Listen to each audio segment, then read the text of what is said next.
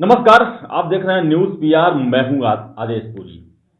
अभी हम चर्चा करेंगे इस वीडियो में भारत के एक पड़ोसी देश म्यांमार की, यानी कि वर्मा की। आपको बता दें कि वर्मा में फिर से एक बार सैनिक शासन लागू हो गया है, यानी कि तख्ता पलट हुआ है।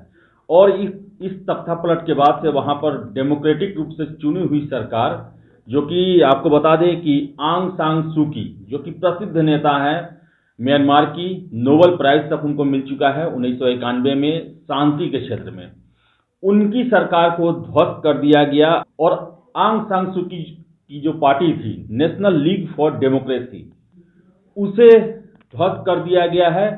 आखिर क्या वजह है कि दुनिया का सबसे बड़ा लोकतंत्र भारत है और भारत के जितने भी पड़ोसी देश हैं वहां पे लगातार सैनिक शासन लागू होते रहे हैं, जबकि भारत में ऐसी कोई भी कोशिश आज तक नहीं हुई है।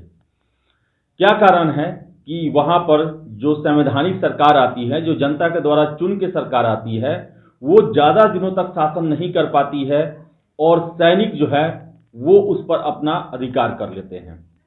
आपको बता दें कि 1948 में म्यांमार आजाद हुआ और 2008 में उसका संविधान बना है। आप समझ जाइए, 1962 से लेकर 2011 तक म्यांमार जो है वो सैनिक शासन के अंतर्गत रहा है। यहाँ यानी कि वहां पर मिलिट्री का शासन चला है और अपने हिसाब से शासन चला है।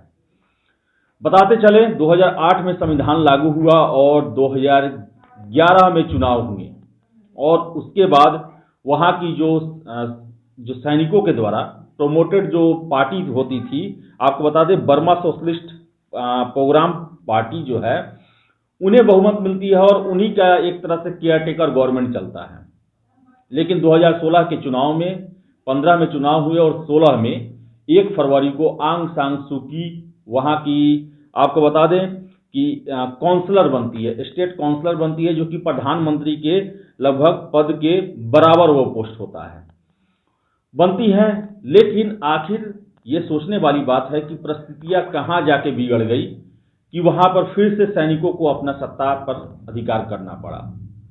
तो बता दें आपको हम कि जो संविधान 2008 का बना हुआ है, उस संविधान के अनुसार जो वहां का असेंबली ऑफ द यूनियन, वहां की संसद को, म्यांमार की संसद को असेंबली ऑफ द यूनियन कहते हैं, 2 सदनों वाली वो संसद है। उसमें 25% सीट जो है वो मिलिट्री के लिए ही रिजर्व है, यानी कि मिलिट्री जिन्हें अपना प्रतिनिधि बनाएगी वो उसमें जाएंगे और वो मिलिट्री के पक्षों को रखेंगे। ऐसे में सबसे बड़ी समस्या यहीं से खड़ा होती है कि कोई भी नया परिवर्तन जो कि लोकतांत्रिक क्षेत्र में आगे बढ़ने के लिए होता है, वो जो 25% जो उसके जो प्रतिनिधि हैं उसमें वीटो कर देते हैं और उसमें कोई सुधार नहीं हो पाता है। इसके साथ ही साथ आपको बता दें कि सुरक्षा से जुड़े जितने भी मुद्दे हैं वो मिलिट्री अपने हाथों में रखी है, यानी कि एक जो चुनी हुई सरकार है, डेमोक्रेटिक सरकार है, वो सुरक्षा संबंधित मामलों पर कोई फैसला नहीं कर सकती है। इवन कि न डिफेंस पर, न ही फॉरेन पॉलिसी पर और न ही इंटरनल सिक्योरिटी से रिलेटेड कोई भी नियम बना सकती है बिना सेना के परमिशन के। इसके साथ साथ आपको हम बता दें कि ये जो संविधान है 2008 का, जिसके अंतर्गत म्यांमार में शासन हो रहा था, एक तरह से कहा जाता है कि पर्दे के पीछे से सेना ही शासन करती थी। जैसे कि अभी स्थितियां पाकिस्तान में है, लाख वहां पर डेमोक्रेसी का ढिढोरा पीट लिया जाए, लेकिन अंततः वही होता है जो वहां की सेना चाहती है, वही फॉरेन पॉलिसी बनता है, वही डिफेंस पॉलिसी बनता है और वही जो है अपने पड़ोसी देशों के साथ संबंध बनता है जो कि वहां की सेना चाहती, जो कि वहां के सैनिक कमांडर चाहते हैं। ऐसे ही प्रावधान म्यांमार में भी थे और आंग सांग सू की, जो कि एक विश्व नेता के रूप में जानी जाती हैं। आपको मैं बता दूं, आंग सांग सू की जो है, उनकी ग्रेजुएशन की पढ़ाई Shri Ram college of commerce Delhi university से उनकी पढ़ाई हुई है। इसके अलावा उन्होंने ऑक्सफोर्ड यूनिवर्सिटी से भी आगे पढ़ाई की और वो बताएं कि 21 साल के अपने वो पॉलिटिकल कैरियर में 15 साल हाउस अरेस्ट रही हैं और म्यांमार वही जगह है जहां से आंग सांग सू की को शांति के लिए 1991 में नोबेल पुरस्कार मिलता है, जो कि विश्व का सबसे बड़ा पुरस्कार है।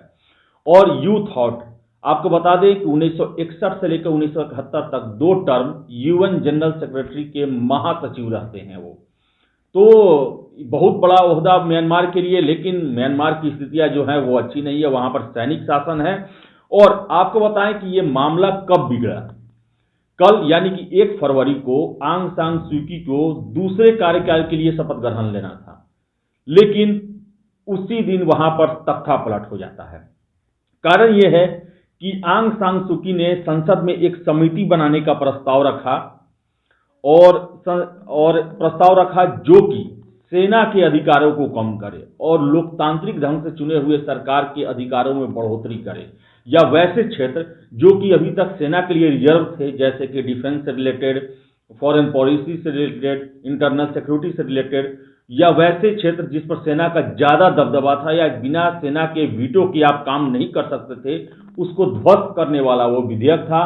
और कमेटी उसके लिए गठन करने का प्रस्ताव आया था और इसे वहां की संसद ने भारी बहुमत से पारित भी कर दिया था। और ऐसे में जो सेना के अधिकारी थे, जो मिलिट्री पावर था, उन्हें लगा कि हो सकता है कि उनके जो नियंत्रण है उसका विदाई होना तय हो जाएगा अगर इस कमेटी का प्रस्ताव पारित हो जाता है और वो काम करना शुरू कर देती है। तो हो सकता था कि म्यांमार के संविधान में परिवर्तन भी किया जाता या फिर नया संविधान भी बनाया जाता जो कि पूर्णतः डेमोक्रेटिक हो सकता था। इसी को देखते हुए वहां के सेना ने तख्ता पलट कर दिया, कू कर दिया और सत्ता को फिर से अपने हाथों में ले लिया और हिरासत में ले लिए गए हैं वहां के राष्ट्रपति और आंग सान सू की। आपको हम बता दें कि यूएनओ के द्वारा फिर से America, Australia, European union, Bharat, Japan समेत बहुत सारे देशों ने इस तख्ता पलट का विरोध किया है। उनका कहना है कि लोकतांत्रिक मूल्यों की रक्षा होनी चाहिए और म्यांमार में फिर से जो लोकतंत्र है उसकी स्थापना होनी चाहिए, क्योंकि म्यांमार बहुत ज्यादा समय तक अपने आजादी के बाद सैनिक शासन में रह चुका है और लोकतंत्र ही वहां का संपूर्ण विकास कर सकती है। बावजूद इसके चीन की जो बोली है वो अलग है सबसे। चीन अभी दुनिया में सबसे अलग हटके कार्य कर रहा है। उनका कहना है कि जो वहां का संविधान कहती है उसे फॉलो करना चाहिए, जबकि संविधान वहां पर सैनिक शासन को प्रमोट करता है। और जब लोकतांत्रिक शक्तियां म्यांमार के सैनिक शासन को सपोर्ट नहीं करती है तो ऐसे में वहां का सैनिक अधिकारी जो हैं वो चीन की शरण में जाते हैं और चीन द्वारा उनकी काफी सहायता भी की जाती है। ऐसे में परिस्थितियां सैनिक शासन होने पर चीन के लिए ज्यादा अनुकूल होगी और इसी कारण चीन ने उन्हें प्रोटेक्ट करना शुरू कर दिया है और उन पर कुछ बयान देने से मना कर दिया है। वही थाईलैंड की बात करें तो थाईलैंड ने कहा है कि इंटरनल मामला है, हम इसमें कुछ भी नहीं कह सकते हैं, लेकिन भारत, अमेरिका और यूएनओ जैसे संस्थाएं हैं जो कि लगातार इसका विरोध कर रही हैं। आपको बता दें कि नेपिडा जो कि नई राजधानी बनी 2005 में, 6 नवंबर 2005 को म्यांमार की, जो कि पहले की राजधानी यांगून हुआ करती थी उससे 300 किलोमीटर दूर है, वहां पर उसकी राजधानी बनी है। म्यांमार में बता दें आपको 87% बौद्ध मत को मानने वाले लोग रहते हैं और रोहिंग्या की सबसे बड़ी जो समस्या है वो म्यांमार से ही उठकर आई थी और ये बहुत काफी पुरानी समस्या है रोहिंग्या और बुद्धिस्ट के बीच में लड़ाई झगड़ों का।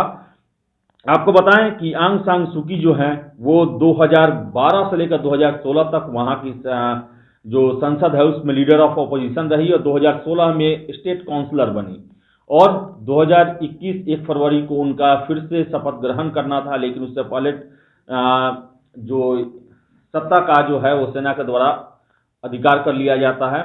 आपको बता दें कि भारत के जितने भी पड़ोसी देश हैं, चाहे पाकिस्तान हो या बांग्लादेश हो या म्यांमार हो, यहाँ पर सैनिक शासन होते रहे हैं। अगर बात करें पाकिस्तान की तो 4 बार वहां पर तख्ता पलट हो चुका है। 1958 में अयूब खान के द्वारा, 1969 में याहिया खान के द्वारा, 1977 से 88 तक जनरल जियाउल हक ने चलाया वहां पर डिक्टेटरशिप और 1999 में परवेज मुशर्रफ के द्वारा वहां पर टेक ओवर किया जाता है जो कि 2008 तक चलता है। वही अगर हम बात करें बांग्लादेश की तो बांग्लादेश में भी सैनिक शासन लागू हुआ है।